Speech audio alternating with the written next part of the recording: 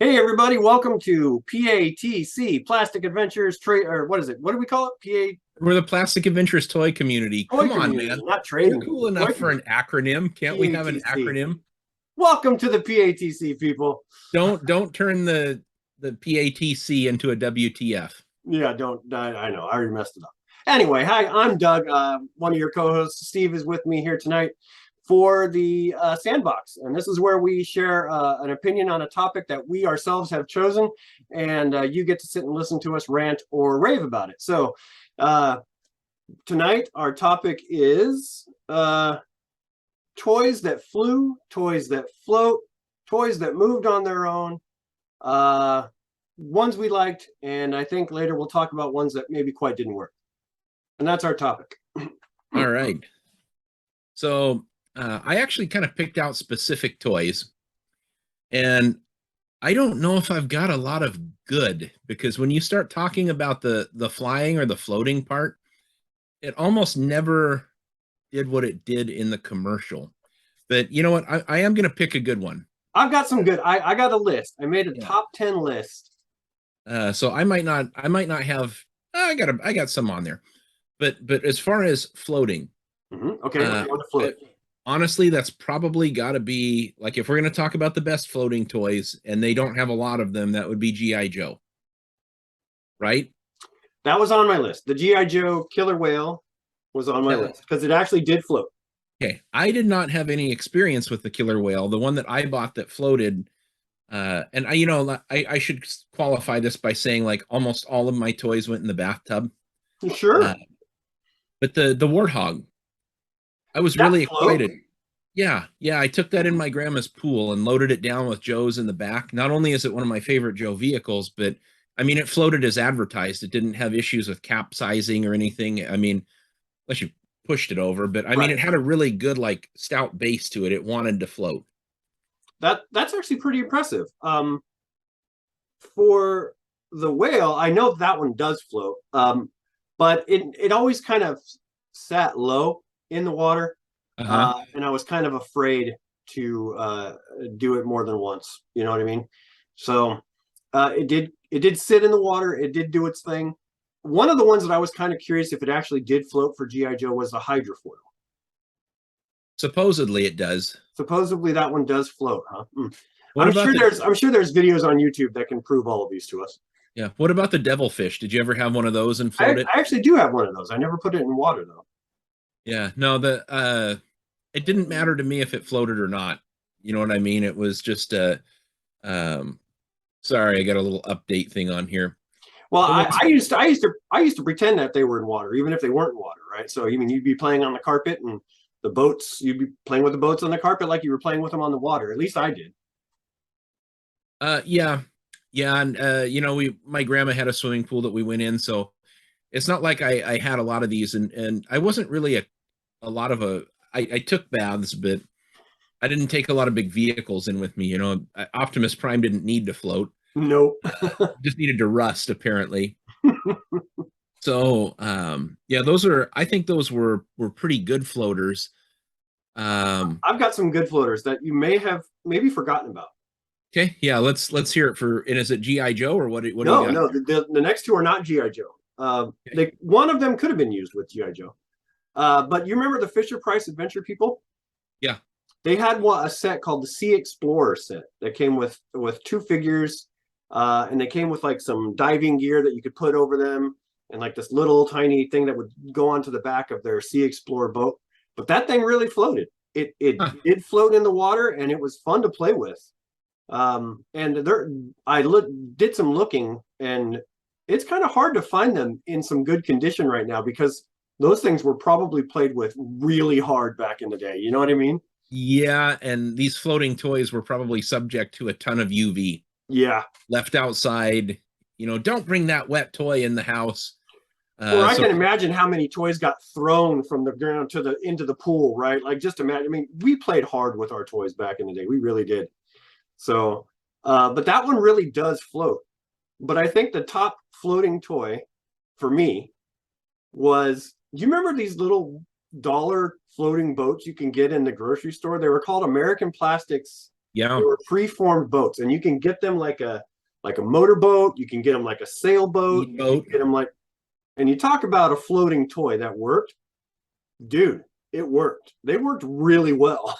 Yeah, I forgot all about them. They were like dollar toys back in the day. We had They a were. thrifty and a giant T, and they were really really prolific.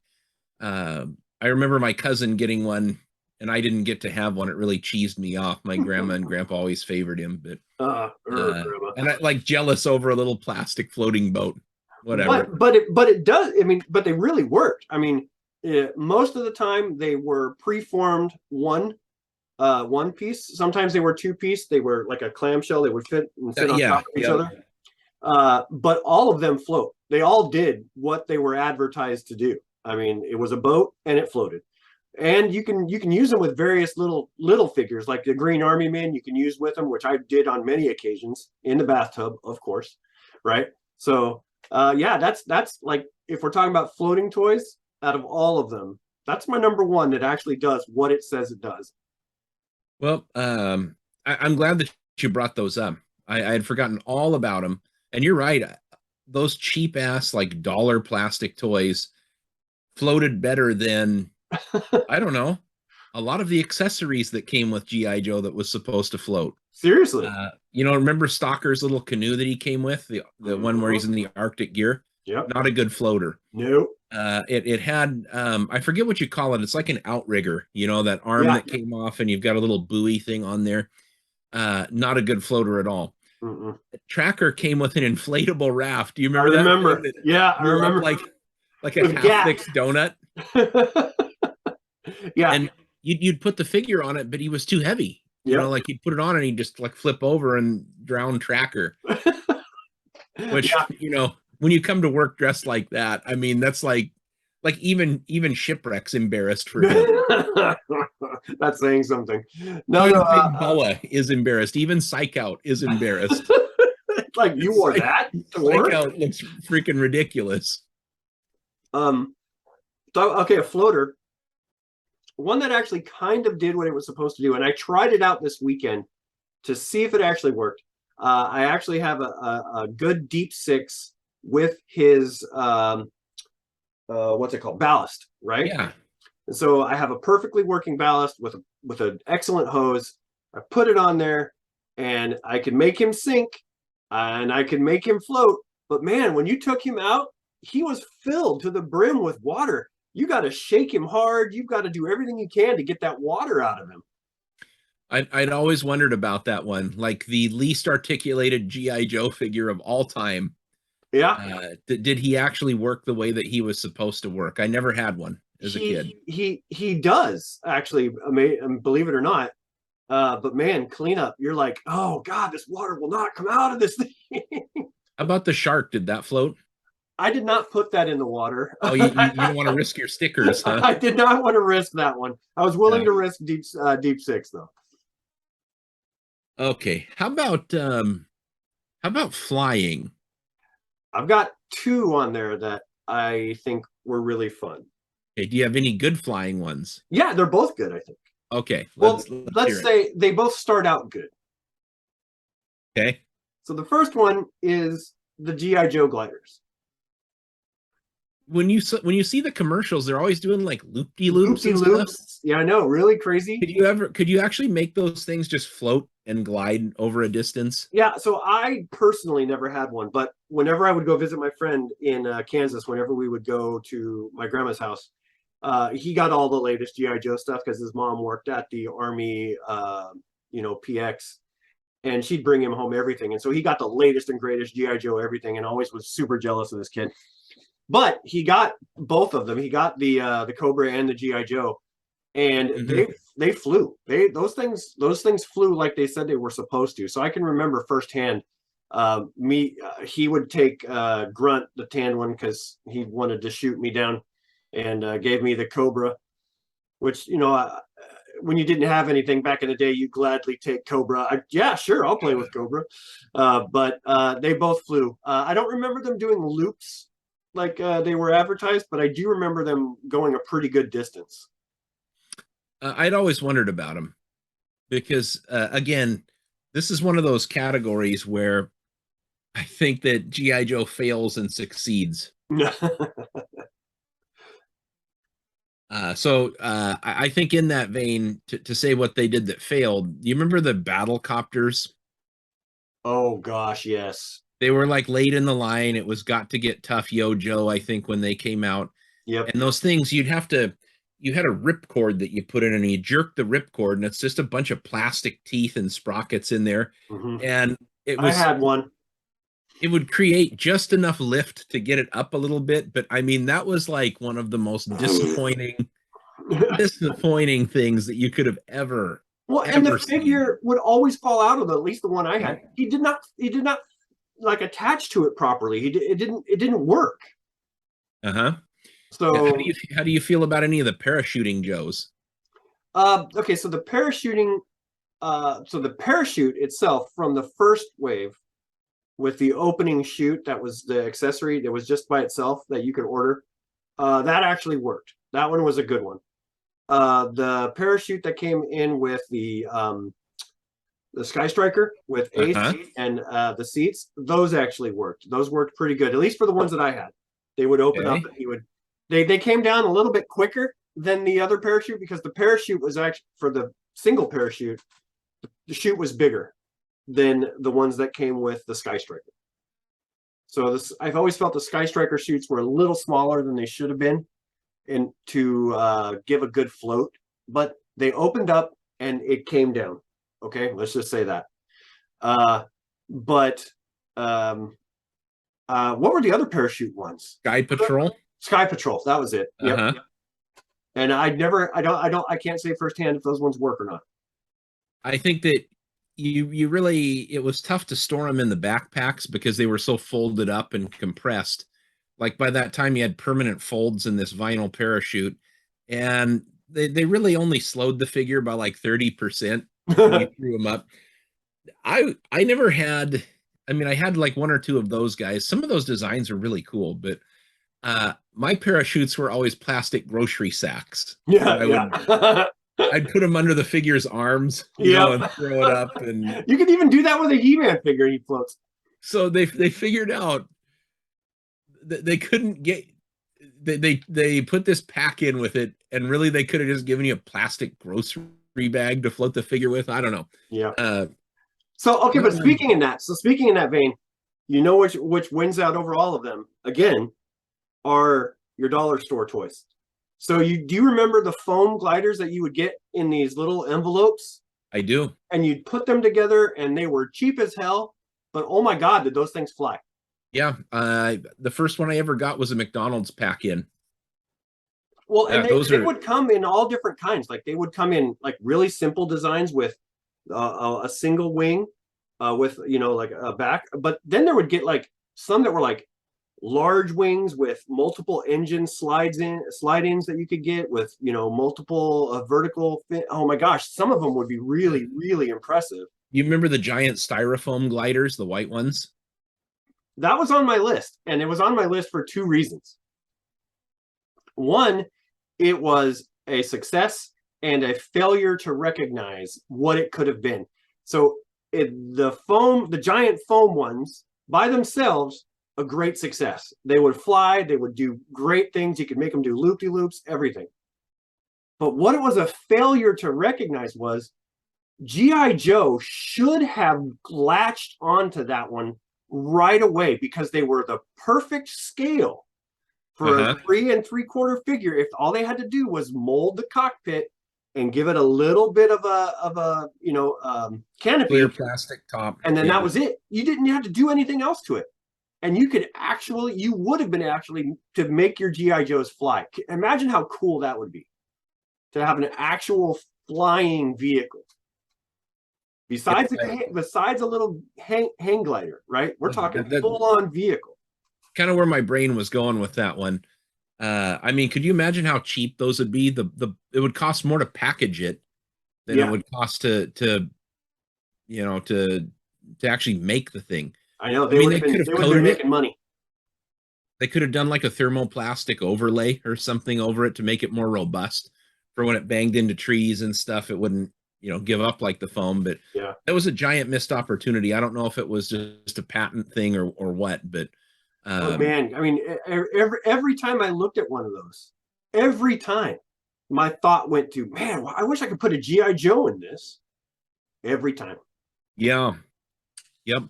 Um, Oh, I got one. but the other parachute I was talking about for the other dollar store, when you remember the little guys, like the little tiny rubber dudes, Yeah, they're molded in solid red and blue and green. Yeah, those were the best parachutes because because the scale was right. The parachute to the figure was what it needed to be. So you could throw that thing up in the sky and it would just float right on down. So yeah, here again, the cheapy toy wins out, right? yeah. And I mean, think if you will, come with me, friends. Imagine if you will, a simple time when a boy would be or girl would be outside with their 3-pack dollar store parachute guys for hours, throwing them up into the air and just watching them coast down. Or playing with your friends, climbing up into the tree and being like, catch, and just gliding on down and everybody trying to, dude, oh yeah, I miss those days. It's a simpler time, man. Much, much simpler time. All right, so let's see, we've done flying, we've done Well, floating. I would like to add some to the Hall of Shame. Oh, are we going there, right? Okay. Air Raiders. That was the number one on my failure list. They were just an air punch gimmick, and And it didn't work. the one vehicle that actually, yeah, I know the billows hardly shot the rockets off, but the one vehicle with a floating drone module thing, it never stayed in place. It just blew the effing thing off the top of the vehicle.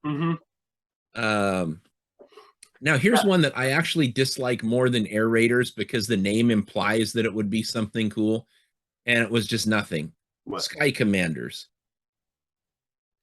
You remember these little guys? Those are the ones on the zip lines? And neon, and they had was a bunch of zip lines. Yeah. That's like you command the sky somewhat slightly above the ground. That implies something like it's aerial and it's up there and it's really cool, but it's just a bunch of little jabronis on zip lines. On zip lines. No, but and their playset was crap. I should have thought of this one. So I think this one was a 90s toy, actually. I think were they called dragonflies? On the list. You made the list, dragonflies. So I actually have 2 of those in my collection, and those suckers fly. They take off and they go. Yeah, I think that they're stupid. Oh yeah, like they're a horrible design, but they succeed where GI Joe's battle copters like completely totally. They were the same ripcord, right? They were the same. Well, actually, the cord was built into it. It would go back into it, so it was like on a ratcheting or spring, torsion spring, yeah. But man, you'd pull that thing, and it would shoot straight up into the sky. And I can tell you right now from experience, when I got these things, I went right out in the front yard and tried them. I know how many kids lost those to the roof of their house, because those things went so high. How many little brothers or sisters lost hair because they flew into their freaking hair and twisted it up? Oh, okay. So oh man, that was good. I have a failure for the fly list. Okay, and you're gonna. So this one, I'm pretty sure you can get these at like Kmart or your corner dollar store, probably for like no more than $2, because these were a little bit of plastic. But do you remember the water rockets? Yep. So they were these giant red things. We won't say what they look like. A rocket. Looks like a red rocket. Yep. And then so it had this pump, right? They would fill it with water, and then you'd launch it. And the pressure from pumping this thing would launch this rocket. So I would tell you that it worked until it broke, which was almost immediately after it launched. Yeah. That toy sucked. And I mean, why is it like in our our collective consciousness? Everybody knows that toy. Everybody had one of those. And you launch them and you get drenched. Like if you're totally. anywhere near it. Yeah. Yeah. Perfect toy for like 10 days of the year. You'd have to buy multiples of them because they would just launch, crack. Oh, that was fun. Get another one. Launch, Uh, crack. on a side note, you remember water weasels? They were just nothing but surgical tubing, and they Oh, would and be you'd squirt. overfilled and blow up and freaking deep bruise little kids with the they overfilled them. Oh yeah. Yeah. Oh gosh. What Those. could Oh my. go wrong with it with basically a rubber tube that you overfill? Oh man. How much fun did we have with Anyways, dollar store toys back in the day? Jeez. Um. yeah. Okay. So one I got for car things that go, things that move. Right. Okay. So number one on my list, I have to point this one out because it was probably the best one out of all of them. Stompers. Yeah. Stompers was like the ultimate cool moving on its own toy, except for number two on my list. Uh, Uh, they're they're because they're high up for me. Stompers are pretty rad. I like the tires and all the accessories that you could get for them. yeah, and they came with different things. Like some of them came with tunnels, some of them came with Yeah. bridges, some of them came with like plastic logs that they could roll over. I mean, I can see why, growing up in the early 80s when these things were coming out, why us kids would be so enamored with that, right? I mean, it was really cool thing. They had headlights.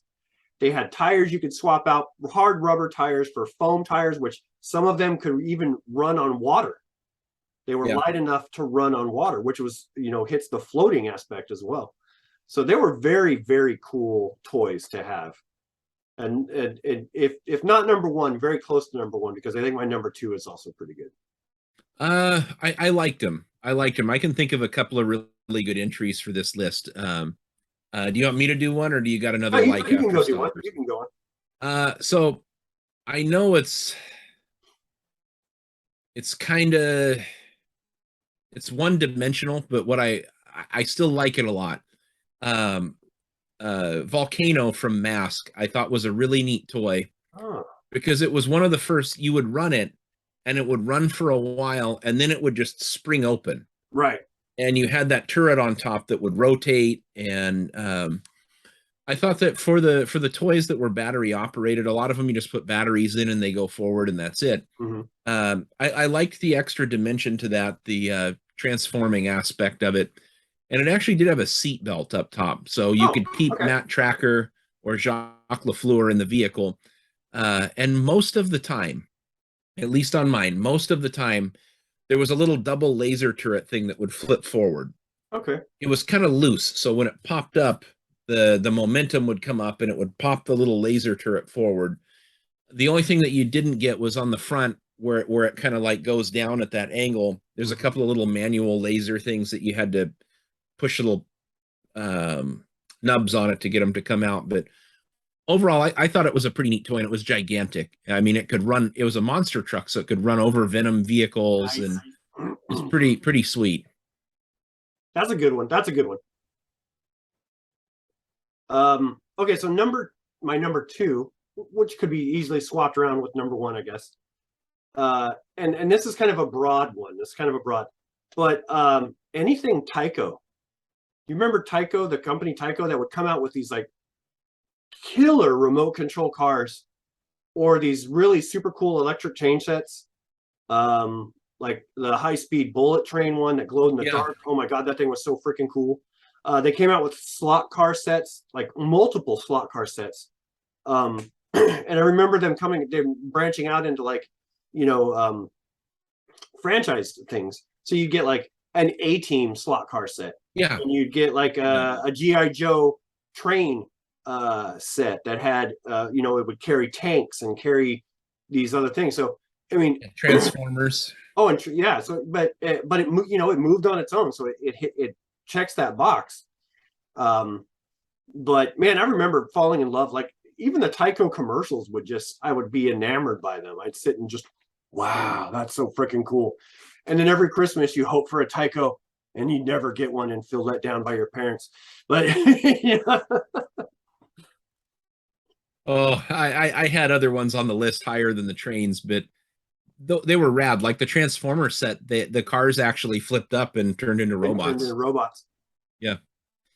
Yeah. How about this one? Now, I'm not like a real big fan of remote control cars. Like when I was a kid, they just ran out of batteries too quick. Mhm. But how cool was it getting an Off Striker from GI Joe that they could fit in? Oh yeah. Yeah, I mean like an actual remote control car that you could put your figures into and Yeah. So that you one know, was the GI interact Joe with. Crossfire. Oh, Crossfire. I'm sorry. For some reason I Yeah. thought it was the No, but it Striker. was the GI Joe Crossfire, and I think he came with a figure, which is pretty hard to find these days. I think. Well, so would be the remote control car. But yeah, that was the Crossfire, and that one was another one of those that I was like, yeah, that's a great thing that GI Joe capitalized on. I think if they had stayed with it, they could have made that a little bit better in a subsequent release or a subsequent version.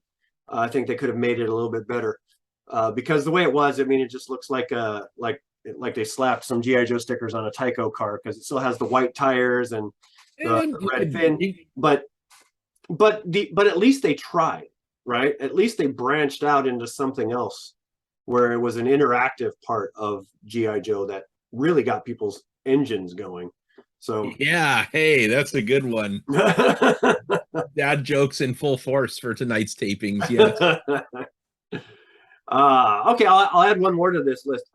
Sure. You remember the pullback? Oh no, wait. Okay, so there's actually two more.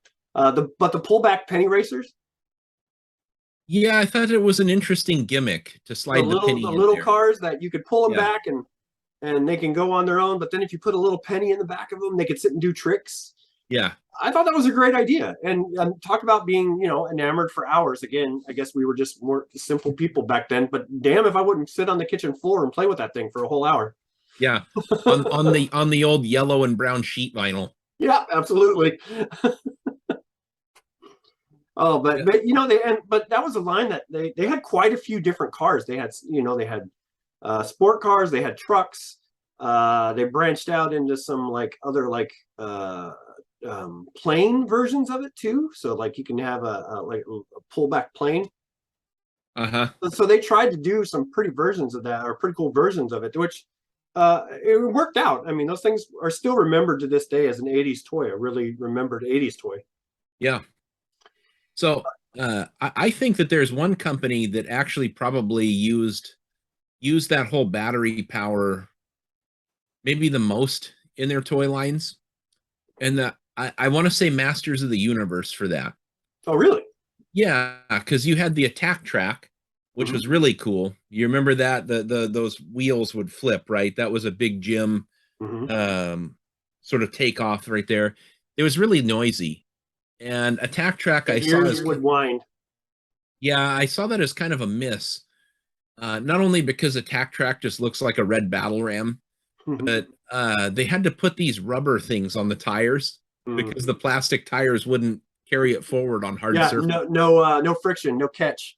The Dragon Walker, that was another big one, and that thing was crap. I don't know how that won like innovative toy of the year. I think it was for the gyro mechanism in it that told it That to allows flip it to the walk. backside.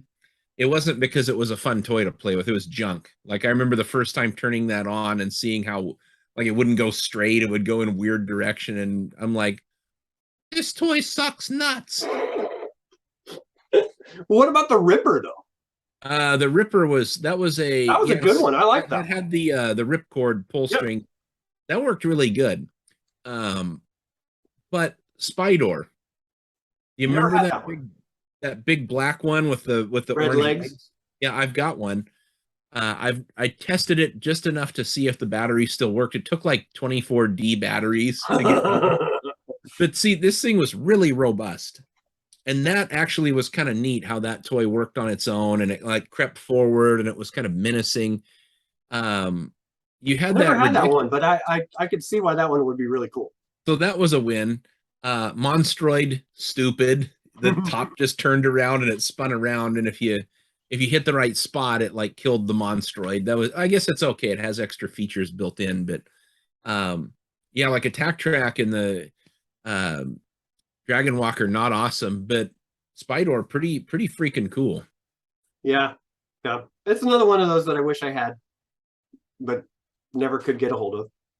Yeah, well, Guess Well, what no longer fits in my displays here in the new toy room. If that's something that you're interested in, I'll bring it down with me when I come down there. oh, he's one I've always been interested in, but never could really find. Okay, so I got some honorable mentions, and these Sure. ones are good. I kind of lumped them into a category. So I was really fond of modular kind of toys growing up, things that could be put together in different ways, not necessarily Lego, but like so there would be things like Legions of Power and Yep. what do we got? Constructs and Zoids. So those three where they would move on their own. They had battery packs or they had wind up. You could put them in pretty much any configuration you wanted to, and they would move on their own. So, I mean, like, what was kind of cooler than that, really? I mean, if you were into those, they are definitely something to revisit nowadays. I know that there's a Zoids, there's a Zoids cult following in the toy world. Those things are still pretty popular, and they're still going strong to this day, but the new ones don't really kind of scratch that itch that those old original ones did. No, but I love the Zoids model kits ever since about, what was it, like 2004 when that new series came out on Cartoon Network. Mhm. They had a bunch of wind up and battery powered kits, and they were just super rad. I loved them. I had a bunch of them and ended up getting rid of them. But I As mean, I I'm got thinking older. like what was cooler than seeing the Zoids commercial with the T-Rex and the gorilla, and I think it was a brontosaurus as well, right? I think it was a Yeah. brontosaurus one that were huge. I mean, these toys were huge when you put them together, and they had those cool bolts on their necks, and you'd Hmm. wind them up, and away they'd go. Right? They would just off and move, and I think they were cool. I'd still love to have a Zoids in my collection today. I would want it to be complete. I found them in various conditions and parts, and I just don't want to piece together another thing. But if I ever come across one that's like a full one, uh, it might be worth it because those things were badass. Yeah. Um, and same things like with Legions of Power, very modular, very cool. Had a battery pack, you connect them together, you switch it on, and then the wheels would spin, the radar dishes would move. I mean, it was cool, Yeah. and you could come up So with your own designs too. yeah, I would like to honorably mention robotics.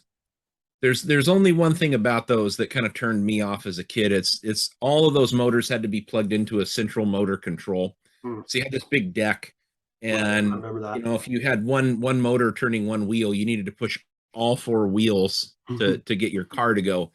It was really kind of advanced. It was beyond me when they came out. I would rather just snap Legos together, but again, they had cockpits and stuff and pilot figures and Which is always a draw, which is really cool, especially for a little yeah, boy, right? yeah, yeah. So okay, so my honorable mention for the fail list is another GI Joe. It's another GI Joe, but it doesn't have anything to do with figures or vehicles. Uh, GI Joe tried to branch off into the walkie-talkie line a couple of times. They had the two handheld regular walkie-talkie packs you could get.